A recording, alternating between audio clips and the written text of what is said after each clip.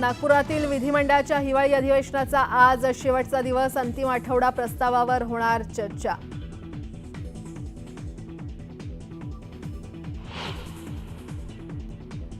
भाजपच्या आमदार आणि जिल्हाध्यक्षांची आज नागपुरात बैठक. स्थानिक स्वराज्य संस्थांच्या निवडणुकीसंदर्भात चर्चा केली जाण्याची शक्यता.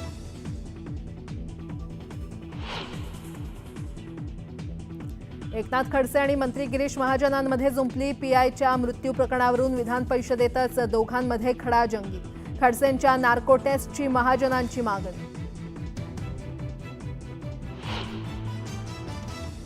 शरद पवार आज बीड जिल्ह्याच्या दौऱ्यावर. सरपंच संतोष देशमुखांच्या कुटुंबियांची घेणार भेट.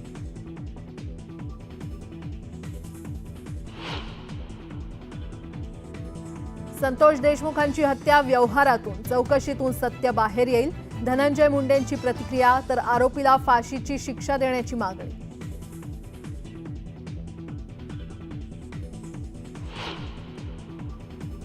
परभणीतील घटनेच्या निषेधार्थ आज जालना बंदची हाक. आंबेडकरी संघटनांचे कार्यकर्ते एकत्र येत करणार निषेध.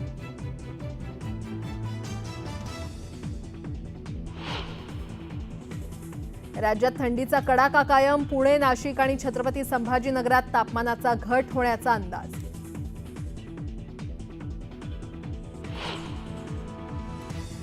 सर्वसामान्यांच्या नाश्ता महागला. किरकोळ बाजारात पोह्यांच्या दरात किलोमागे 5 ते 7 रुपयांची वाढ.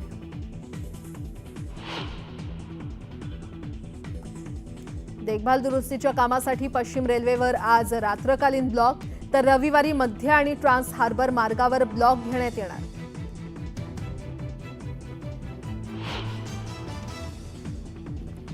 आणि भोपाळच्या जंगलात कारमध्ये सापडले 52 किलो सोनं आणि 10 कोटींची रोकड. माजी आरटीओ कॉन्स्टेबलच्या घरातही सापडलं घबाड.